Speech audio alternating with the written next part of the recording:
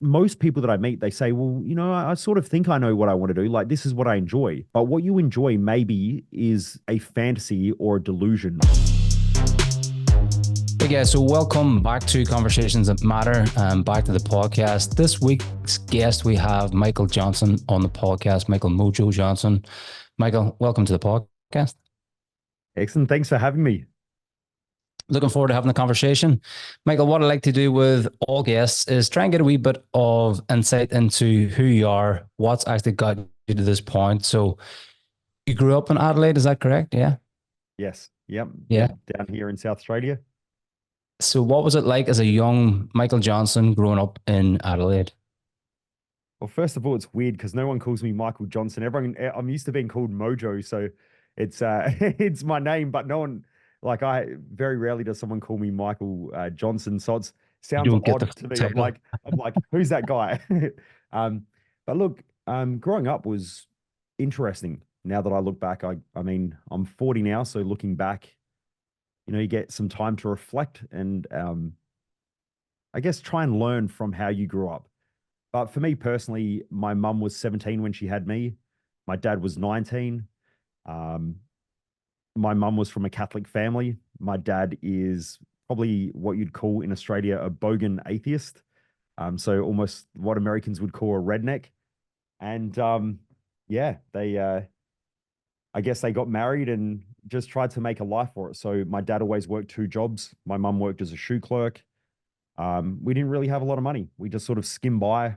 I remember going camping every weekend. My parents still lived life. Like, they still partied, they still went out. But I mean, on Sundays, everyone would be having, if we were camping, everyone would have barbecues and things like that. If there was leftover food, my mum would get all the leftover food and we would end up eating that for the day or the week. And so that was quite common for us. We used to have a joke that we used to call it Sausage Sunday because we were always eating sausages or, sangers. Yeah, that was sort of growing up. But Mm. going to school was tough. I was the poor kid at school. And it's not, I mean, there's a lot of people who are like me who I think grow up who don't have wealthy family or, my parents couldn't afford basketball shoes and things like that. So I always had the cheap shoes and the kids used to pick on me. Um, and so, yeah, but I look back now and I used to go motorbike riding and one of mum and dad's friends would always have like a water ski boat. And so I would grow up wakeboarding, water skiing. I would be riding someone else's motorbike. I'd be driving cars from the age of, 9 or 10 years of age. So Mm. it was a great life at the same time as it wasn't. So there was a lot of challenges and a lot of adversity, but yeah. Yeah. What were you inspired by at that young age, Michael? Was there anything that you kind of, if you look back through your life right now, there's usually a thread. Was there something that you were inspired by at a young age at that time, like going into school, etc.? Not really. I think growing up around my parents who were so young, a lot of their friends were my friends. And so even though my parents used to party and drink a lot, us as kids were always safe. Their friends would do anything for us. Like if we were, if myself or my sister would wake up, late at night and the music was blasting or whatever, someone would come and sit with us. So we were always getting looked after. And so I guess I looked up to my parents' friends. A lot of them were into car racing. My dad's best friend was an Australian rally champion. And so we used to go away every couple of weeks on like a car trip to go and help with the rally cars and stuff. So even though we didn't have a lot of money, my parents always, or especially my dad, were always doing something. There was always something going on. They're very social. So they Mm. would always find a way. But I think I never really looked up to anyone apart from my dad and his close friends. And then I guess as I got a little bit older, I started playing basketball. So Michael Jordan was like the cool thing. And that was probably about it. I didn't really, apart from that, and maybe another UK legend, Colin McRae in the Mm. rally Well, scenes. yeah. He was definitely big. Him and Carlos Sainz back in the day, I remember them racing.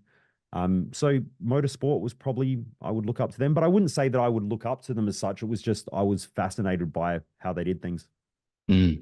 School and things like that. Was that anything that you were ever really interested in, or did you really apply yourself to school? No, I really struggled at school. I was put into special classes. So I was told that I had dyslexia. Um, the word ADHD or ADD back then was thrown around quite a lot, learning difficulties. So I really struggled with school. Although when I look back now, it's really interesting on reflection, self reflection. I was put into these special classes and I felt like I was dumb and really bad at school, but there were some subjects I thrived in. Weirdly enough, geography was something that I did really well in. I was fascinated by how things work in the natural world. So I love learning about, volcanoes and how hills are formed and the Earth's crust and that sort of stuff. And then I did really well in science with biology as well and economics, weirdly enough. So I remember doing an economics class, and one of the things that I wanted to do, I think I was in about grade 9 at school, was I started buying shares on a fake dummy account just to see, see what I could do, see if I could try to figure out how businesses worked. But other than that, I failed at everything else. So Mm. I was in quite a lot of trouble. I used to go I used to go to music class because in music class I knew that if I didn't rock up, no one would know. So I would leave class to go to music tutoring, and if I just didn't rock up, they wouldn't talk between the music tutors in the class. So I could just go and sit and do whatever I wanted, and I never got in trouble. So yeah, It's funny because you know, and I know, Michael, that a lot of those things shape us into who we become and what we do. yes. Looking back, when you were getting put into those special classes, did it affect you in that way? Was it something you were aware of in terms of driving you forward? Did it shape you in any way, shape, or form? Were you even aware of that at that time? I wasn't even aware. I just knew that I wasn't smart. Um, I used to get picked on. I had bright red hair, freckles, white pasty skin. I definitely have, I've got a bit of Irish blood in me and a bit of Scottish blood from long down the lineage. So I think there was that as well, which was quite challenging. So I got picked on quite a lot. So I used to fight. I was a fiery redhead. The kids would pick on me, and I used to cry. And then one day I realized that crying doesn't get you anywhere. So I learned how to smash people's heads in. And someone would pick on me and I'd just beat them up and they would leave me alone. And so that became my coping mechanism for dealing with bullies and getting picked on at school, Mm. which that led me to getting expelled when I was 15 and in high school. So that wasn't the best. I sort of fell into a very dark, negative place where I wanted to end my life because I was in trouble at home all the time and I was in trouble at school and I didn't fit in. I knew that I wasn't going to get good grades. My mum wanted me to do really well at school because of her, I guess you could say, mistake by falling pregnant at 17 and having to pull out of school. So she put a lot of pressure on me. And yeah, school. I hated school. Even if someone said to me now, would you ever go back to school? The answer would be no. I really struggle with the idea of being forced to think. I love, as you can tell behind me, I love reading, researching, thinking, but I don't like being told what to think. I like trying to understand how to think. The actual Mm. how part is more important to me than what. Yeah, 100%, man. I was the same. I hated school, just didn't get it. Left school at 15, didn't set any qualifications or exams, couldn't wait to get out as fast as I could. And I think there's a big thing with me around that as well, too, is probably more around the authority of somebody telling you, you need to learn this and you have to do this. And I just never understood it. Yeah. I guess It I'm a was, bit of a like very I wouldn't say logical person because everyone thinks they're logical, but I don't know. I just either things make sense or they don't. And so at school, teachers would say, "Well, this is the way things are," and I go, "Yeah, but why?" And they go, "Well, because it is how it is," and I go, "But why?"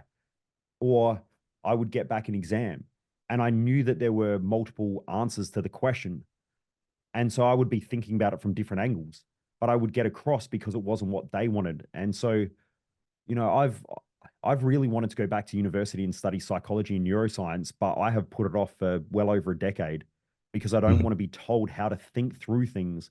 I want to go and study to be able to understand things and learn at a high level. And so that's been my biggest fear. So I've actually hired a lot of tutors over the years, like chemistry tutors, physics tutors, so that I can learn off of someone without the exam, but still understand how things work. And I can ask as many questions as I want until I understand how that thing works.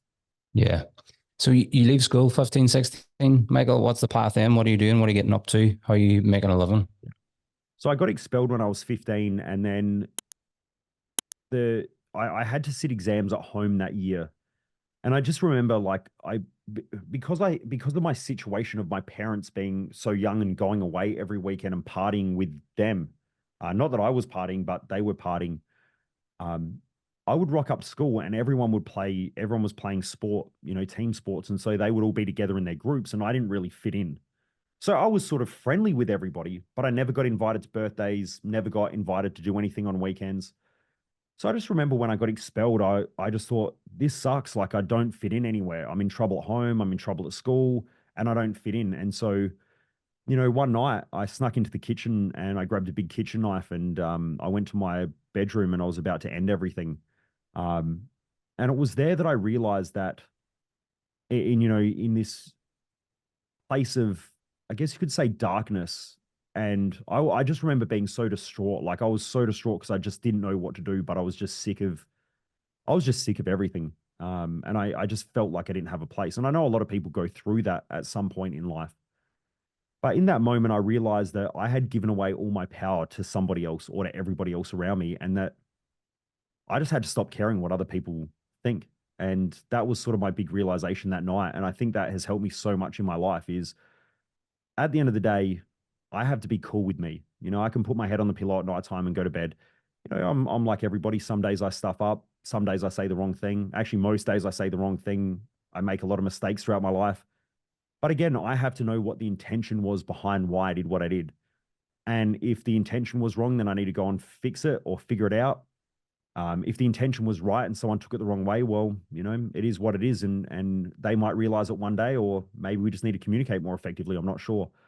But there's always a way around it when, I know if my intention is right, things seem to work out and I just have to stop allowing other people to dictate how I behave and how I think. Mm. So that was really a big realization. And I decided to go back to school. So I finished off high school, not well, but I ended up changing schools, finished off grade 12. I really enjoyed it. I think the change of environment between schools was different. There was this first school that I went to was a Catholic school, but it was, even though it was like a sort of prestigious school that my parents put so much money into, which I don't know why school was so important to my mum, but they spent so much money on sending me to the school where I had to wear a tie and the blazer and the shirt tucked in and everything. But there, the kids were horrible. There was a lot of racism. There was a lot of fighting. There was fighting between racial groups. And so I hated it. But then I changed schools and I thought this is going to be bad because there was a lot of different races at this other school as well. So I thought, it's going to be like that, like the school I just came from. And I got there and everyone got along and I was like, this is cool. I like it. And so all my friends became like Greeks and Italians and Australian Aussie rules football players. And it was just such a diverse range of people. And I've never judged people on their race or their color or whatever. Like, I don't care. If I don't like someone, it's because I don't like them. It's not because there's something about them with whatever. So Mm. when I went to that school, I was like, cool, everyone gets along. I can mix with all these different kids. And I loved it because I think more important than anything, I love food. And it was awesome going around, the Italians and Greeks, you go over their house and their mums come out with all the food. And, I thought that was the most amazing shit because when I grew up, we had sausage Sundays and I go to their house and I walk in the front door and they're like, eat. And their mums had literally cooked food all day just so that everyone got fed. So I thought it was like the most amazing thing. And so, yeah, I've got, a lot of friends from all different ethnic cultures, races, religions. So that was so cool for me because I think that's where I started realizing that I actually really love working with people. Fantastic, man. It's funny how that comes about, isn't it? How those voids are formed and then they Mm, shape so much of our values and what we do right now and the connections that you make there. yep. So you didn't get into coaching, I'm assuming, just straight off the bat, just coming straight out of school. What, No. how did that evolve? So when I was at school, I didn't really know what I wanted to do. I thought I've loved I loved biology and I love geography and I've always loved learning how things work. So even when I was a kid, from a young age, I've always watched documentaries. I love, watching anything online. Like when the internet came out and there was dial-up internet and I could plug it in and I could sit there and type, how does this thing work? And you got to wait for the little sound and all that stuff on your computer and the telephone cuts off, no one can call. Remember back in the dial-up days? People don't remember that. A lot of people might not remember that. Yeah, it was, or someone would call when you're halfway downloading something and it would cut the internet out. So I loved it because I could sit on there and just research. There actually was a website called How Things Worked, and you can sit on there and type in how things work and figure it all out. So I used to do that. And then because I loved geography and biology, I thought, maybe I might want to get into marine biology. So I ended up going and doing work experience about 8 hours from Adelaide. My grandpa took me to this aquaculture farm, and I worked down there for a week, and it was the worst experience. It was cold. The winds were coming off of the Southern Ocean from Antarctica. It was so cold. The wind, I mean, we don't get snow here in Adelaide, but it can get down to, 3, 4 degrees. Mm. But the wind, the chill factor on the wind, you can wear big coats and the wind just blows straight through you. And immediately it's just, I haven't really experienced too much like it. Like I can go to the snow, I can go to cold places, but Yeah. nothing like that wind that just blows the gale that just blows straight through. And, from the Arctic, it's horrible. So anyway, when I was working there, you're essentially working in an abalone farm, where your hands are in water all day with gale force winds blowing in this cold air. And you wake up in the morning, you're freezing. And then all day you freeze. And then you get home and you're freezing until you pretty much go to bed. And just by the time you get warm, it's time to wake up and go back to work. And I was like, this is not for me. So I decided that wasn't for me. And I don't think I wouldn't have got good enough grades to do it anyway. So I decided that maybe cars were sort of my thing. But I knew the technology was moving into the mining industry, especially here in Australia. So I thought, you know what, I might go and do some work experience at a mining company. And so I ended up getting my apprenticeship with Caterpillar here in Australia, or South Australia, the big Caterpillar machinery company. So I started working for them doing my apprenticeship. Didn't really think much about it. I just knew that I just wanted to make money, buy a house, get married, have kids, and that was going to be my life. Maybe get a couple of investment properties and just work for the rest of my life. But then I started noticing that everyone was coming to work and they were in this really shitty mindset. And so a lot of people would come to work on Monday and you'd ask them, and do you mind if I swear on the podcast? Yeah, walk away. So um, on Monday morning, I'd get to work and all the guys would rock up. Now they're making great money. It's the start of the mining boom here in Australia, 20 years ago. And the guys would walk in and go, how's your weekend? Oh, it was fucked. How's the kids? Oh, they're fucked. How's the wife? Oh, she's fucked. And it's like, and then they're like, I don't get paid enough money to be here to deal with this shit. And you're going, okay, you're earning more, you're earning probably double the average income, if not triple. You don't want to be home, but when you're away, you complain. When you're home, you complain. When you work, you complain. When you're not working, you're complaining. And the only other thing that you do is buy shit and drink. So they would come back and buy a jet ski and a boat and they're always buying stuff, which then always put them in debt. And so they were always having to work in order to pay off the stuff, in order to feel good about life. And so they were just in this cycle, and the environment was just so bad. Mm. And then I kept thinking, like, this isn't what I want to do. And I'd knock off of work on Friday afternoon. I would stop in at the drive-through and I would get either a carton of beer, or I'd get some bourbons or some scotch or something. And then I'd get another 6-pack of pre-mixed. And then I would drive up to the Riverland to go water skiing or something like that with all my mates. And we're all just drinking. And all I would do was obliterate myself all weekend and then start work again on Monday and talk about how shit everything was until Friday, until I could go away and drink again. And that was like this cycle that I was in. But the only place that ever made me feel good from a young age was going to the gym. At 13, I started training and lifting weights. And my dad used to lift weights at home. He was a Aussie rules footballer here in Australia. So I started training with him. And I remember from a young age, I was like, I love training. I'd get home from school and I was like the only kid who lifted weights. And so there was something in it. And I remember reading, there was a little book that I had that my uncle gave me, and it was a workout. And I remember specifically reading about lat pull downs and the latissimus dorsi. And I was like, I still remember that to this day and how the muscle works. This was like a 13-year-old kid. Now, I didn't know the impact that would have on my life, but that played a major role. So I was working as a diesel mechanic, and eventually I just thought, I can't keep doing this. I'm not enjoying life. This isn't fun. And I started getting back into that dark headspace that I was when I was 15, and I knew it wasn't healthy.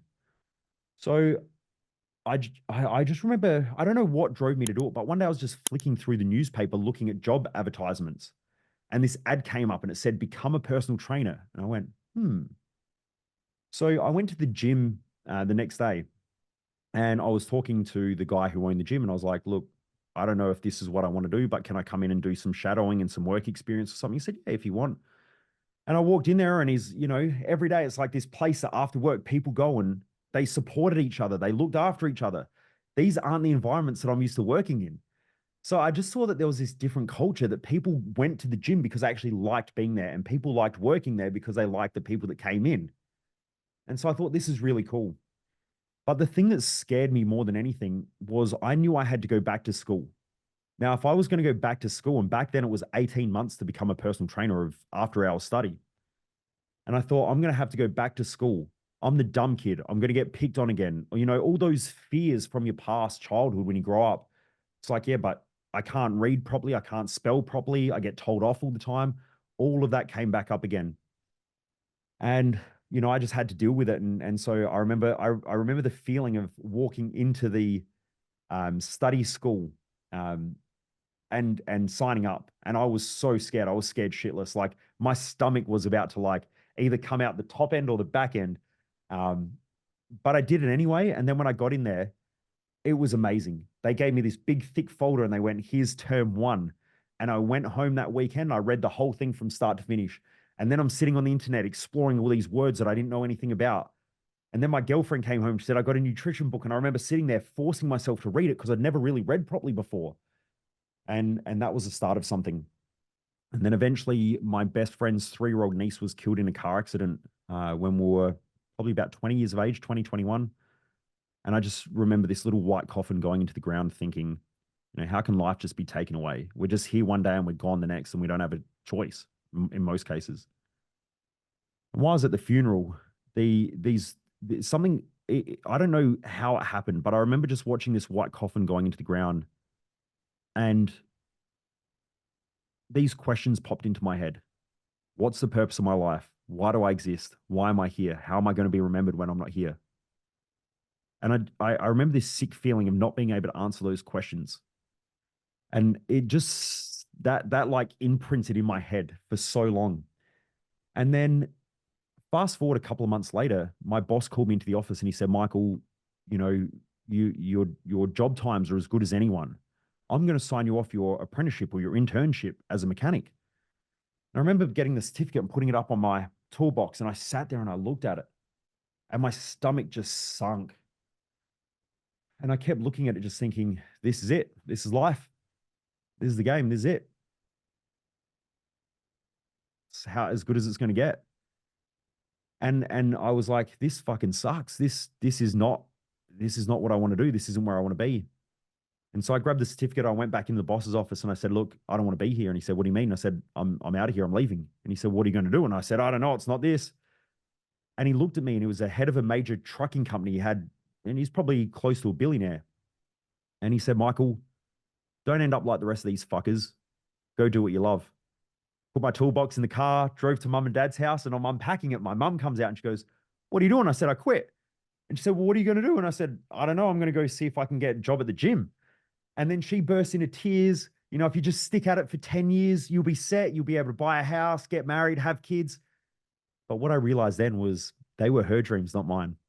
Mm. So I walked into the local gym and I said, look, I'll do anything. I'll clean toilets. I'll do anything to be here. And they said, we've got a desk shift. And so I stood on the desk, and when people would walk in, I would greet them, and they had barcodes on a little card, and I would scan their card and I would welcome them in. And within a couple of months, I knew everybody. I would go upstairs and I'd train with all the big boys after work. In the morning, I would sit with all the grandmas. Mid-morning, I'd sit with all the mums who would come in with their kids. I loved that environment. And then about 3 months into working there, my boss came to me and he said, Michael, the mums love you, the old ladies love you, and the blokes upstairs, they all know that you're a personal trainer and you're studying and everything. And he said, look, people keep asking us if you'll train them. Now, look, I know you're not fully qualified, but if you don't tell anyone, why don't you just start? and that was it. That was my foot in the door of the personal training game. So Yeah. that's how it all started. That's the long story, the long short story.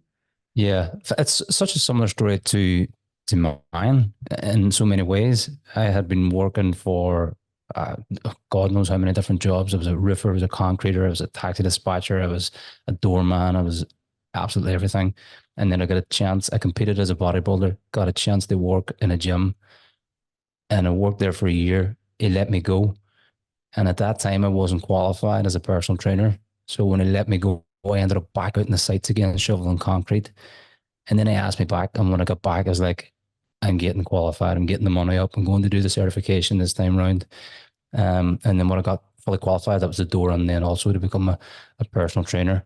What were the first things then that you learned about growing in business? What was the mindset shift that you got initially then, Michael, as a personal trainer to start to really grow your business? What did you not know that you wish you had and knew at the start? Cool. I don't know because my first job, I got my first job when I was 13. So I started working at a service station, and I worked there packing shelves and cleaning the toilets. And it sucked, but at the same time, it was amazing because at the end of the week, I got some cash, and I still remember this to this day. The first thing I went and bought was a pair of Reeboks. I still remember the smell. I remember the look because it was like I could never afford basketball shoes prior to that. And that day was like the most amazing day of my life was having a pair of Reeboks that I could go to basketball training in. Mm, Um, and so I started from a young age. And then when I was about 15, I started working with my dad. And my dad would do night cleaning jobs. And he said, look, if you want, come and do some work with me. Now, my dad has always run his own business, but like a real small business. So I would go to work with him. He worked as a courier, and he worked for a stationery company where he would have one big long route that he would take.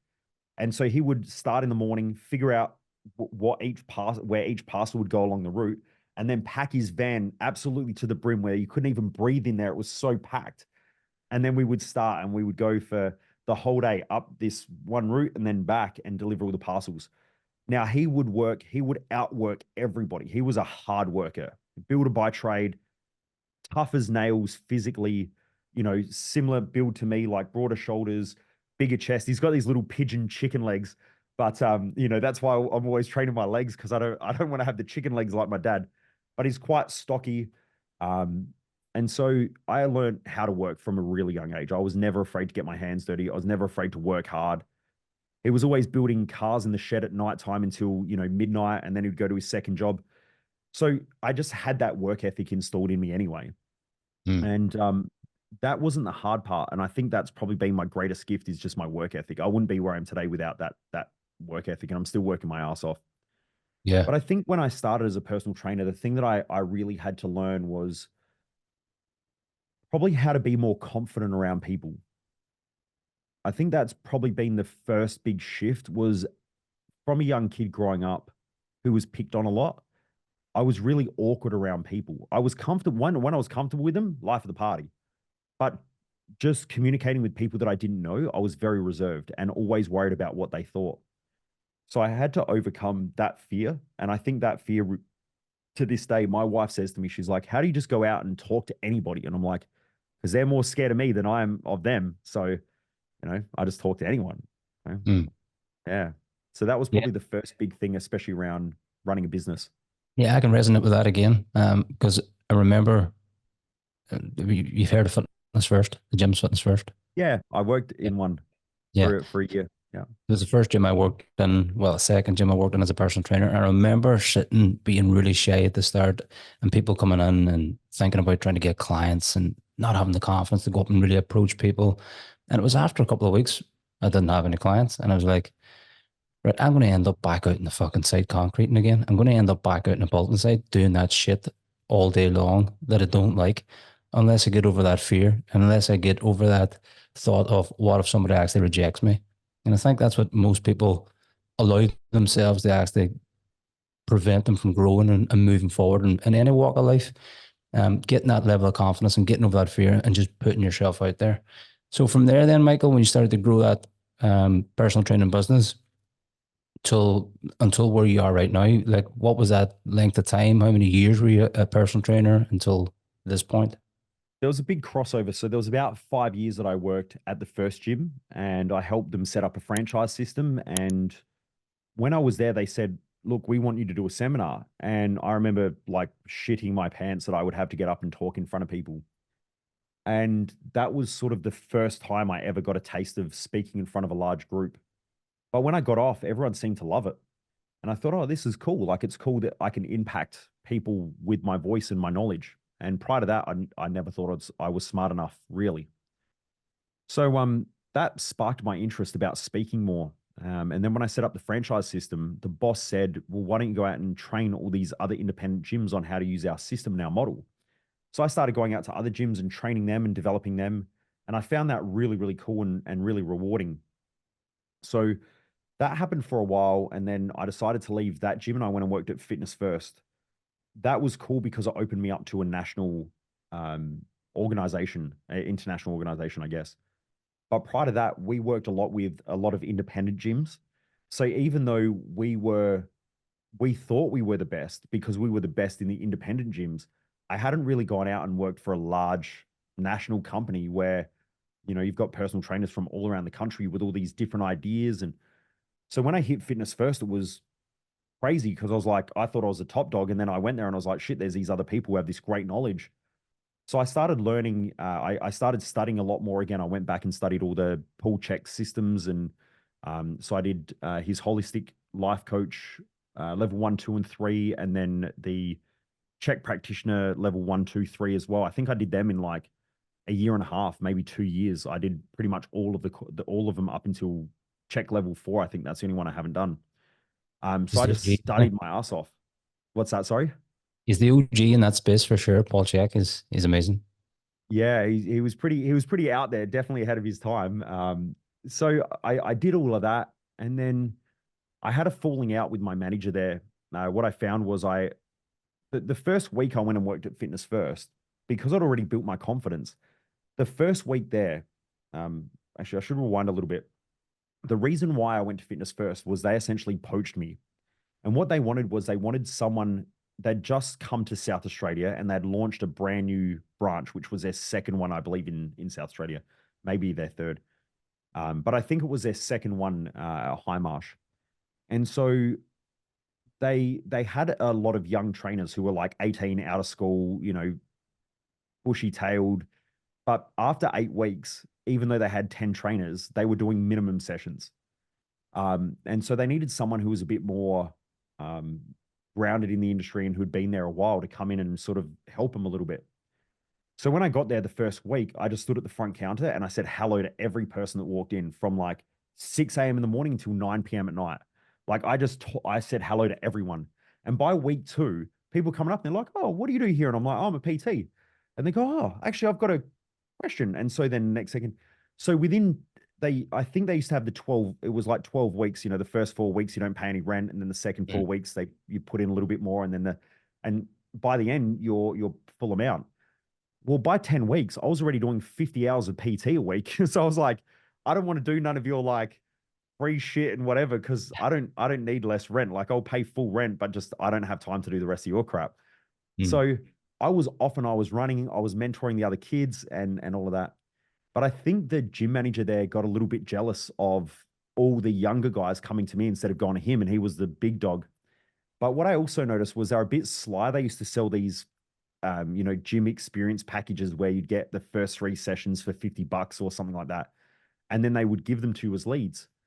But what happened was I would get a lot of leads come in because I would talk to everybody. And so I'd be out on the weekend in nightclubs, like at rave parties and stuff. And I'm like talking to people, giving them my cards. And, you know, so we would get all these different people come in to the gym and sign up just to train with me. I didn't realize though, what he was doing was he was actually taking them, telling them that I was too busy, and then palming off the leads to the other younger trainers because they couldn't pay their rent. Mm. Now, it wasn't until one day one of my friends signed up and he rang me up and he's like, bro, what's going on? I come in to sign up to train with you and this guy tells me that you're too busy and I can't get him for sessions. And I said, well, what do you mean? And so I asked him that question, and then I went around and I asked a bunch of people and the same thing happened. which was damaging my reputation.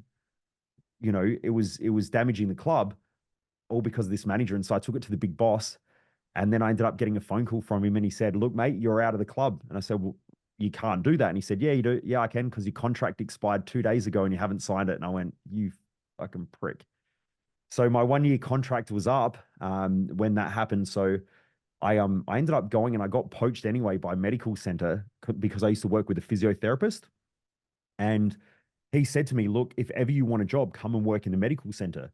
Now, when that happened, I just called him up and I said, "Look, I'm ready to go." And he said, "I got a brand new medical center that's about 4 weeks away from being finished." And I said, "I don't give a shit. I'll move in today and I'll get everything set up and ready. And I need to train people." Mm. So I started working in a medical center for 3 years, and that's sort of, I was doing physical rehabilitation, sports performance, and I loved it because I was working with physios, chiros, doctors, podiatrists, and I would just pick their brains and just suck all Yeah. the information in. I loved it. So that's Yeah. sort of, I went down that path, and Education then there. I realized when I was in there that everyone knows what to do, they don't do it. And Mm. that's when I had the big click that the mindset was the thing that was the biggest problem. So to give people some context then, Michael, who are you involved with right now? Like, what do you do right now as a coach, as a business? What's the emphasis in terms of, because you work with people globally, you work with a lot of the, well, I'll let you explain it. Go ahead. You're right. You're on a roll. I was just going to do it for you and I would have asked you the question. No, it's good. You were on a roll there. I was impressed. Um, yeah. So really, I would put this down to personal development. That's what I do. Is I help people develop personally. Now, when I say that, I've got to be careful because people have a, a, an idea of what a coach is, and so they base it on their own perspective and their own experience with other coaches. The same as when you say a personal trainer.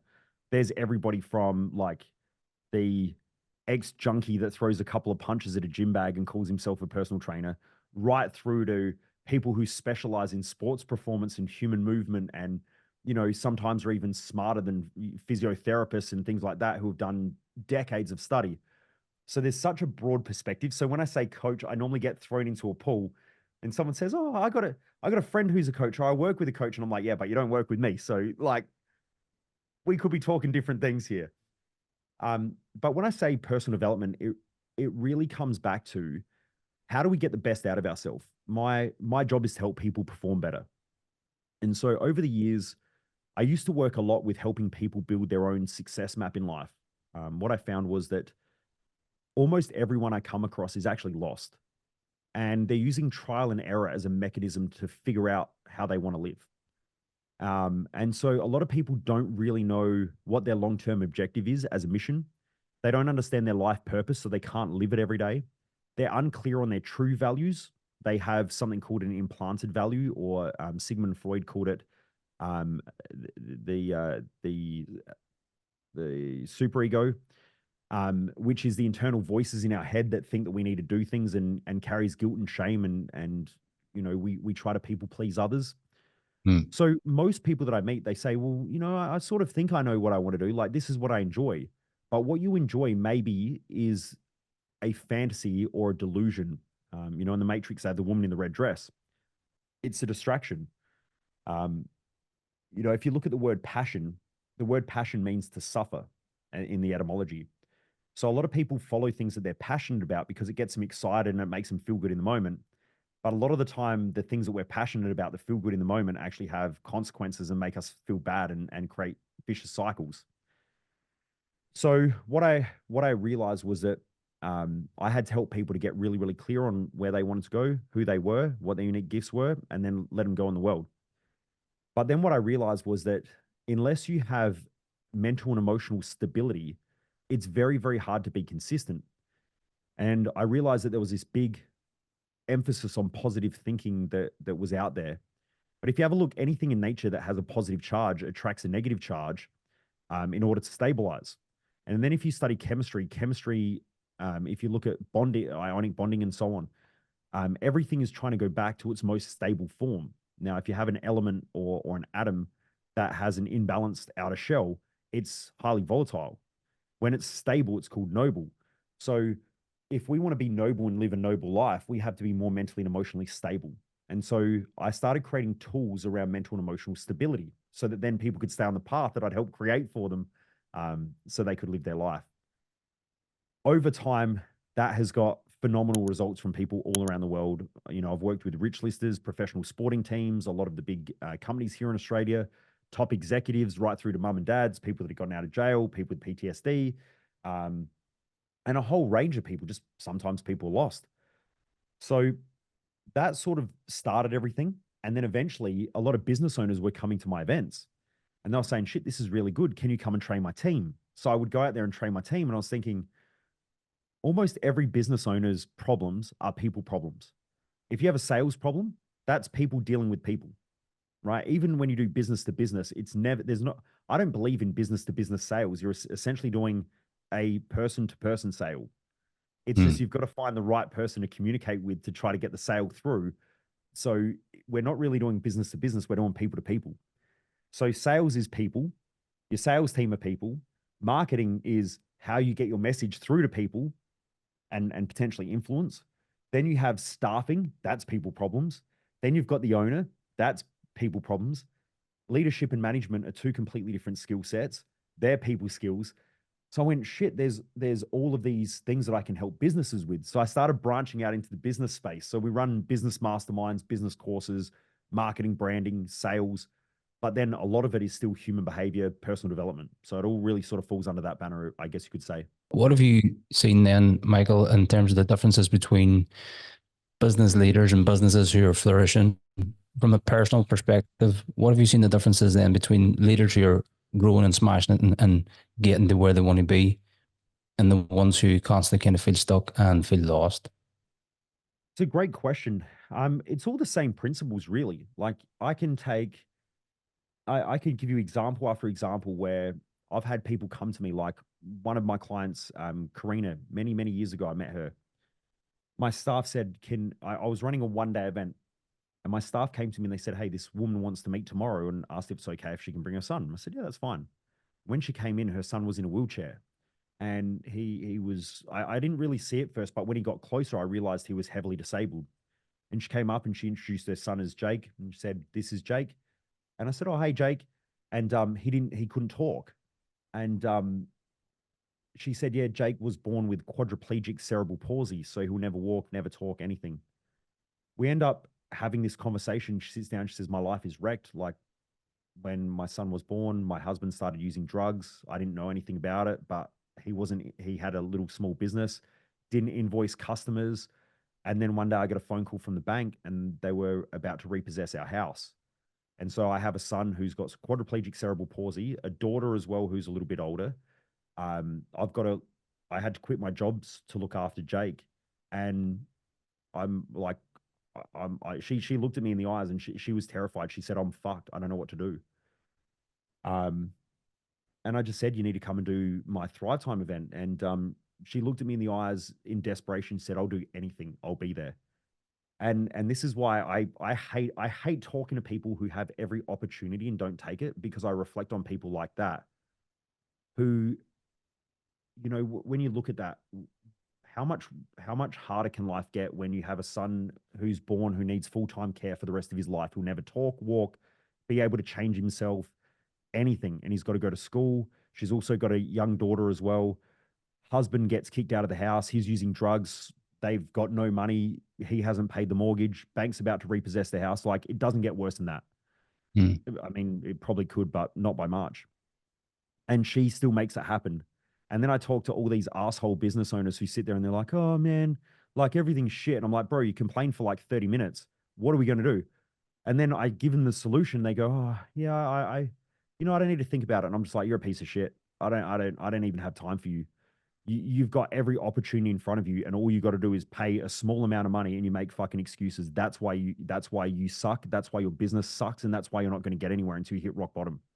And sometimes, like everybody knows this, pain can sometimes be a human's greatest teacher. And I've got a famous quote that my community want me to get printed on a shirt, and it says, "If your life looks like shit, your head is up your ass." And I think it's just such a beautiful quote because there are so many people who have such shitty lives and they don't realize that their head's just up their ass and all they got to do is just take their head out and life gets better.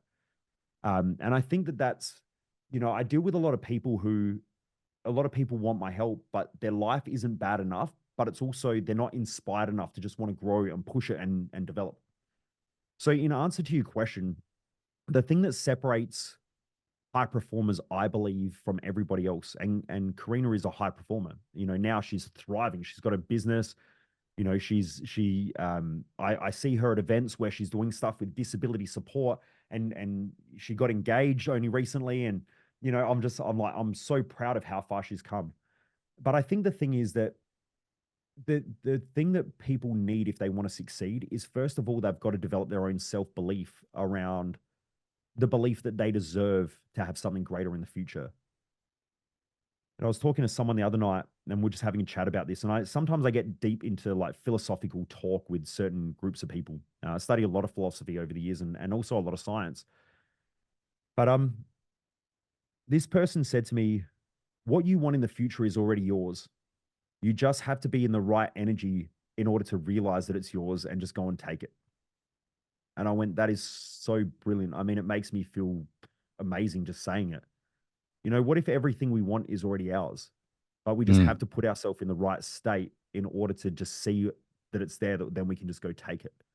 Versus, I think a lot of people work extremely hard, but people who tend to work extremely hard and that's their only skill set, eventually they'll realize that you can work extremely hard and you'll do better than someone who's lazy. But at the same time, it won't get you to a greater level because you've got to be physically, you have to physically work hard, but you also need to mentally work hard. And you can be mentally lazy and physically a hard worker. And I meet blue collar workers every day. A lot of my community are blue collar workers who have become business owners.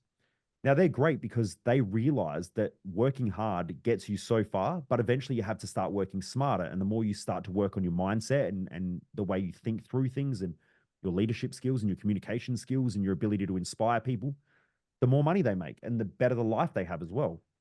But then I meet other blue collar workers, and my dad is one of them. He just works and works and works and works. And if he needs more money, he just works harder and works harder. And then he complains and he burns out and then everything's shit and fuck everyone. But it's just because he's so burnt out because the only strategy that he has in life is work hard. You're the same. But then there are other people out there as well who are, I think they work hard mentally and they get caught in their head and they're always thinking, but they're lazy. They actually don't want to get their hands dirty and make shit happen.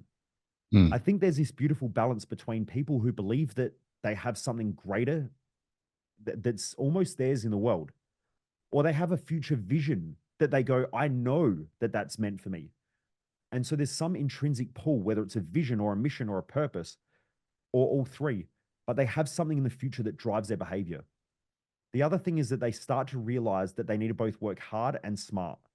And one without the other, just you get to a point where eventually you melt down and burn out. So it's probably those two things I think are the big thing. And then, I have a little framework that I use, and it is clarity times by standards plus environment equals success. So if you don't have clarity, you can't have high standards. So you need to know what you want. If you're a business owner, you got to have clarity around your strategic map, your culture guide, your company guide, and then you drive all the behavior in the company through that and you have high standards. Then you create an environment where people can thrive and then the business keeps winning. In your personal life, you can have clarity, but if you've got shit standards, you're not going to get anywhere. So you need the clarity times by the standards plus the environment. So you got to put yourself around people who also have those high standards. Yeah. Sometimes people are hungry and they want it and they know what they want, but at the same time, they just don't have the right environment to flourish. I think sometimes that comes down to lack of clarity. Obviously, comes down to like the subordination of values from others, where they've obviously injected values from other people, and they think that it should be something else, or they think that they should be doing something else. But most people, I think, deep down inside, actually really truly know what they want, but there's a fear of actually really allowing themselves to step into that. Would you agree? I do agree. I mean, you're Irish and I'm Australian, right? Part of our culture is just hit the bottle. And I think that hitting the bottle is a lot of internal conflict between what people really want to do and then what they think they should do in order to please other people, whether it's their parents, their friends, whether it's to fit in, whether it's to stand out. And for others, if you try a little bit and you fail and then people pick on you, or, you get reminded that maybe you're not good enough or you're not smart enough or I told you so, how do you consistently deal with that internal drive that I know I can be better? I know I can do more. I know there's something for me. What do you do when you've got that conflicting with your head that's going, yeah, but what if I upset my mum? What about if I upset my dad? I don't want to let people down. I've got a family now. I don't want to like put them at risk. And so I think a lot of people have this internal conflict between, I don't want to say head and heart because it's very cheesy, but like our core drivers in life and then the fears and the implanted values of other people. I think after a while, a lot of people just get in the habit of shutting shit down. And I think Mm. that's why alcohol is such a big, cultural norm in countries all around the world. And Escape. then yeah, and then you've got to look at like drugs as well. Australia, like our culture over here, we have like a huge cocaine and methamphetamines problem in Australia. Um, and I look at that and I go, well, that's the same thing, right? Like if alcohol doesn't work and you don't feel good on, when you're getting drunk now, it's okay. We can just juice it up a little bit with some drugs. But then eventually that becomes pain as well, because anything that's pleasurable eventually becomes painful. So pleasure and pain are the pendulum that swing from side to side. Mm. And then if that doesn't work, you just go, watch your favorite sporting team so that you can feel great when you win, even though you didn't do shit. So people can still feel like they're winning because their team won, but they didn't do anything. And then you can still feel down and like you've lost when you haven't done anything as well.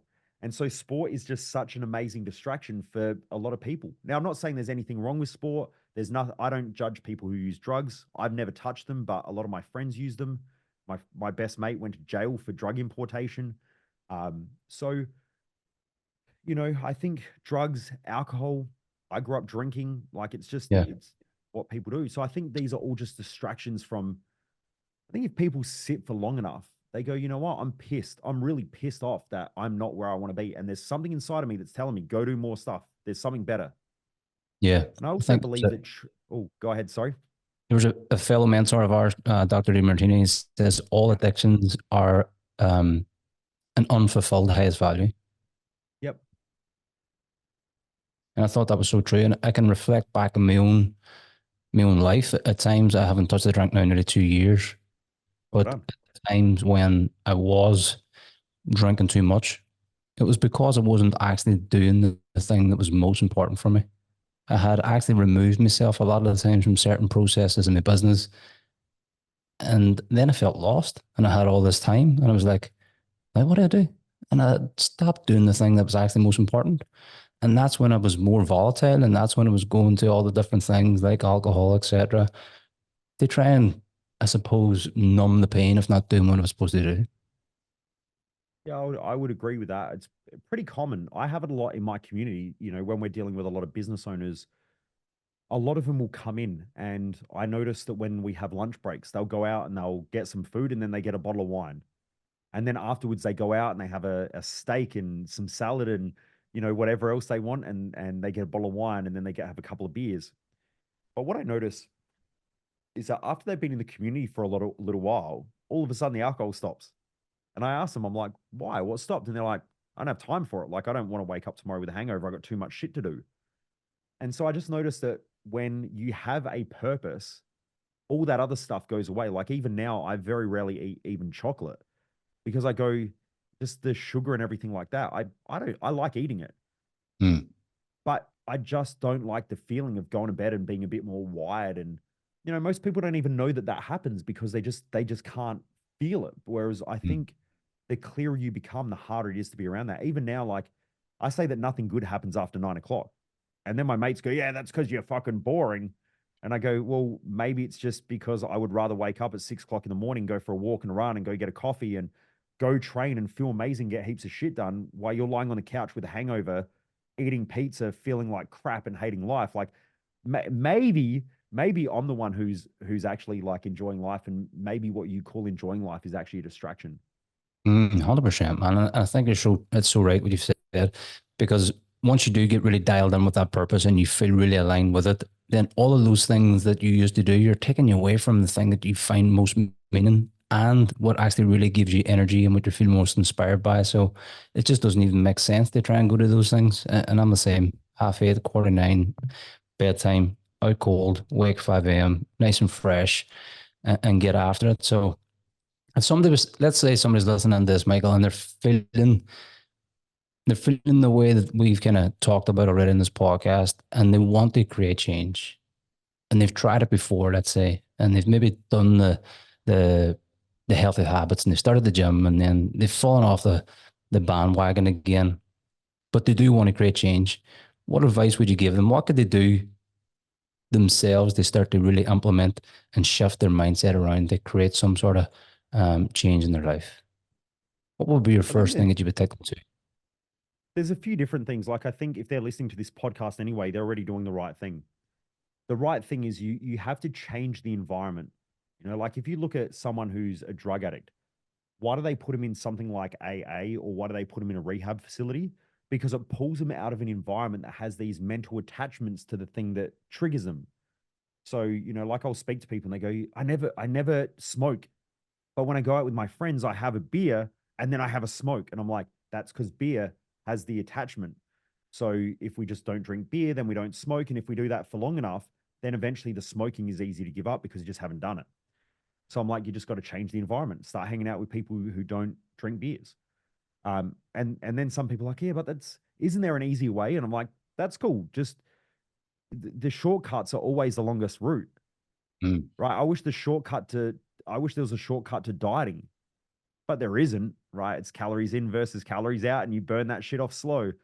And it just reminds you that every time you put shit in your mouth, it's going to just be harder to burn off. And so you get these amazing lessons that help you to be better in life. Like even now, I go out, I had lunch today and I ate a risotto. And as I'm eating the risotto, I'm going, I wonder if this has got cream in it. No, I got it dairy free. That's okay.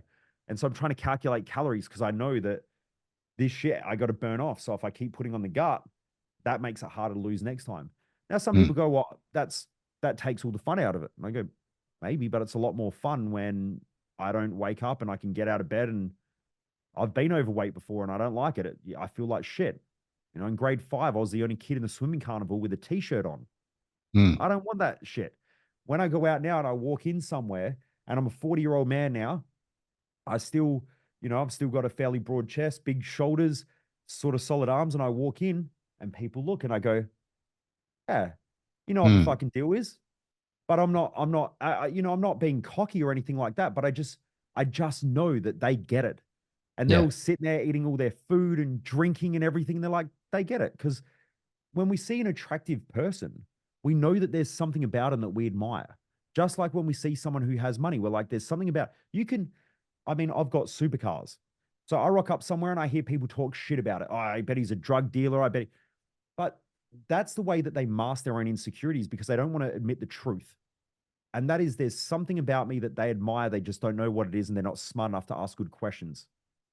Some people come up and they go, hey, brother, what do you do? And I talk to them and I'm like, hey, I started here and I had it the other week. I went to go get new tires on one of my cars. And this young kid comes out. He's like, man, this is awesome. And he's like, what do you do? And I had this hour conversation with him while I was getting my tires changed. And he's like, mate, you've like changed my life. And now he Mhm. follows me on social media. He's like, listens to the podcast. Um, but Compared to my somebody point else is, who's giving you some grief and giving you some stick about your car, where if they had been open enough to ask the question or just like admire. So because as you said, so many people will automatically just start to assume that you're this and you're that because they've got insecurities within themselves that they maybe want those things, but they're not willing to do the work to go and get them. Whereas that young guy comes along and has an open mind and asks a question and then gets all these different insights that is probably going to have a massive effect on his life going forward. I think that's one of the keys to success, right? Like I've been like that from a young age. I've always been inquisitive. And I think my inquisitive mind has got me in a lot of trouble, but it's also provided a lot of benefits. Um, I met a head of a mining company here in Australia. I was getting one of my cars washed, and this guy rocks up and he was just in, work clothes, like, tradie work clothes. And he said, mate, nice car. And we started talking. And I said, grab a coffee and grab a seat. And we sit down, we start talking. And I realized this guy was a lot more switched on. I said, what are you doing? He said, oh, I got a few businesses. When someone says, oh, I got a few businesses, they are winding that down pretty hard. And so I asked him just before I was about to leave, I said, look, before I go, I have a question for you. Do you mind if I ask it? And he said, yeah, that's fine. And I said, what's the one point in your business where you went, I am fucked? Like, and you knew that you were about to lose everything. And I said, what did you do to turn around? And he leant back in his chair and he said, no one has ever asked me that question. And I said, I know, that's why I asked it. And he said, I think we need to do lunch. And so anyway, we exchanged numbers and we became good friends. I ended up finding out he owns a whole bunch of gold mines and mines in Australia. And he's become a good friend. He's probably, who knows, he's probably worth close to $1 billion. What did he do? And that came from just having an open mind. Yeah, now you've got me thinking, what did he do? What did he change? I don't know that he ever answered the question, to be honest. Now, you're the first person who ever asked me. I've hung out with him so many times and I've never asked that. I've never gone back and asked that question because he said to me, he said, let's catch up for lunch. That's the first time, like, I know it sounds stupid, but that's the first time I've actually ever thought that I never got the answer to that question. And I talk about this story all the time. Yeah. But what it was I had to go to a meeting afterwards. And he said, let's go to lunch, but I had to go. So we ended up not catching up for like a couple of months later because he goes and works in the middle of the, outback here in Australia because that's where some of his mines are. But yeah, I actually never asked him what the answer to that question was, stupid enough. Because when we catch up, we always talk about business problems and what's going on and family and yeah. And that's the thing, like just from having an open mind and being able to ask questions and sit down and speak to somebody, you just never know where it leads and you never know the connections that you can make. And I think that is one of the biggest traits that I see from the people that I coach and the people that I work with and from speaking to other people on the podcast and people like yourself who are striving and want to keep moving and want to keep growing. They've got a vulnerability about themselves and they have an ability to also allow themselves to be the stupidest person in the room, let's say, and go and ask the questions that need to be asked in order for them to grow. And sometimes that's just like literally getting out of your own way and getting rid of that ego and being open enough to take that feedback, good, bad, whatever it might be, so that you can succeed and that you can grow. On that, Michael, before we kind of finish, I want to ask a couple of questions then. So number one is, what's the biggest mindset shift or the biggest mindset lesson that you've learned from any of your mentors up until this point? It's like it's like asking what's the favorite breath that you've ever had throughout your own life. I don't know that there is one. But is there some key thing that you've learned from like somebody that you've been connected with that you went, that's made just a massive difference for me. That's a thing that I've never heard before, then I've taken and I've implemented and now teach other people?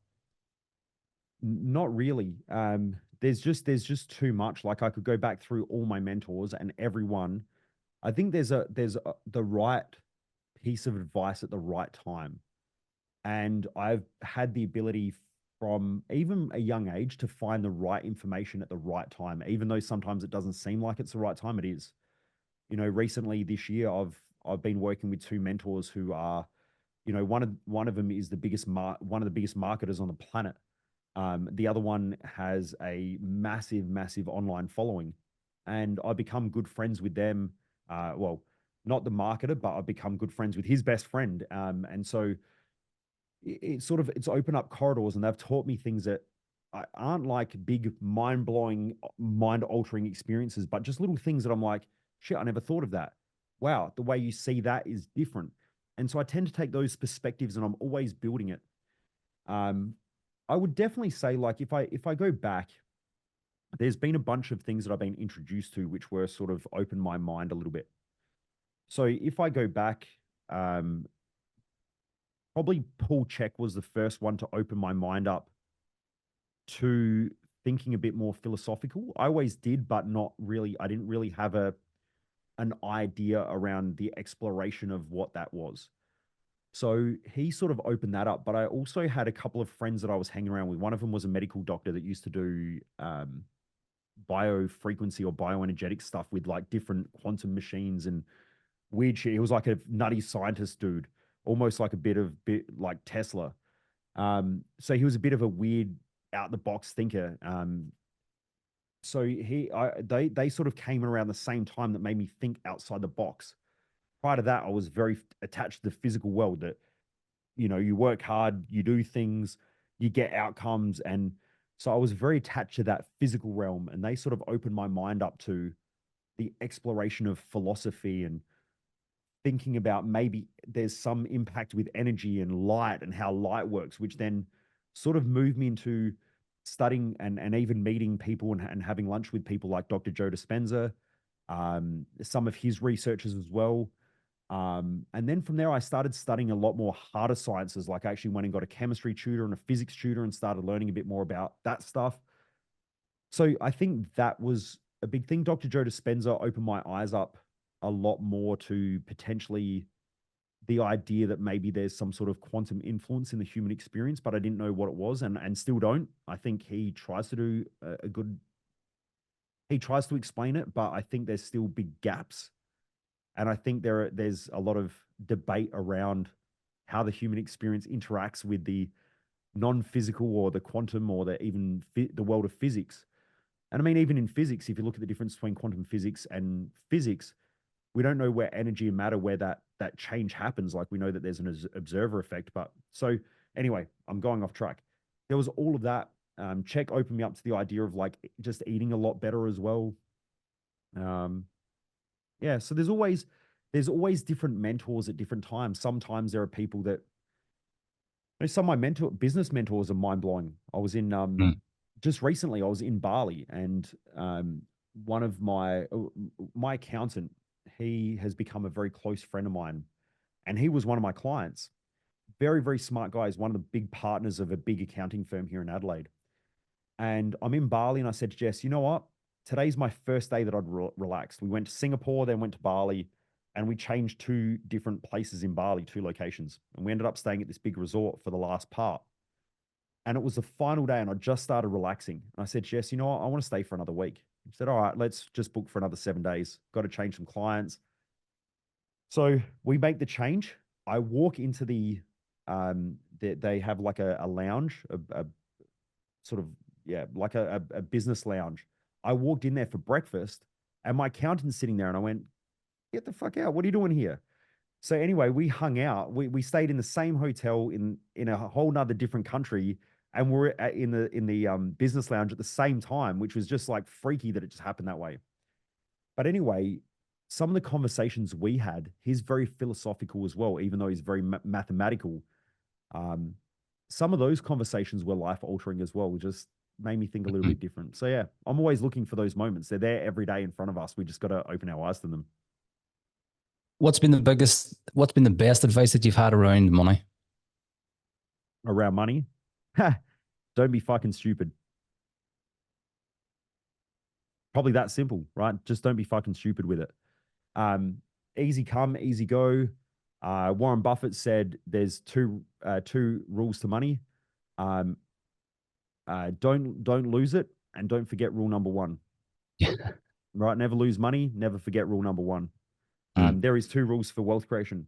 I don't know. I think for me, probably one of the biggest and best things that I've learned is that money is just an exchange of value. So if you don't have your own intrinsic internal value, it's almost impossible to hit earning potentials. So most people I work with who say, I'm stuck financially, they're not stuck financially. They just can't see their own value. When your self-worth is low, you're beating yourself up. And I'm 100% sure the more you focus on money, the more money goes away from you.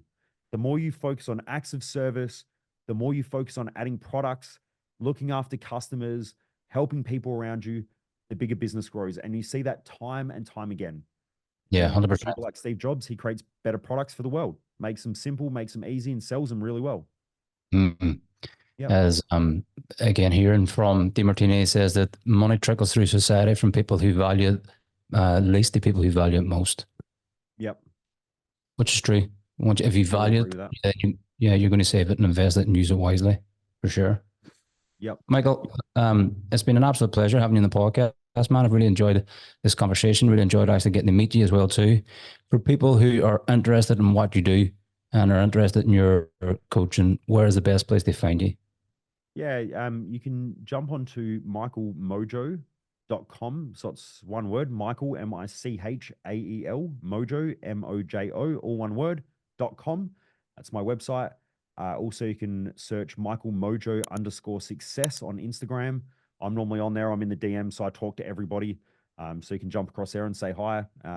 If you just type in Michael Mojo, you'll normally find me on most social media platforms. And then finally, I also have a podcast as well called The Underestimated Entrepreneur, where I just do like a daily talk about whatever. So at the moment, I don't have anyone else on there. I just wake up in the morning and I go, right, this is what I feel like talking about today, or this is something that I've studied. I just want to share it with people. So I share something every morning just to get people's day started right. Sometimes it's 5 minutes, sometimes it's an hour. So Yeah, I've been listening to yeah. them, so Oh, definitely have give them you? a listen. Some bullets of information there. Yeah, 100%. Yeah, yeah, very Awesome. good. Thank you. Yeah, excellent, Michael. Thank you very much, man. Really enjoyed the chat. Thank you so much. Thanks for having me. And yeah, thanks for everyone else for listening. Most people waste their life, and I just don't want you to be one of them.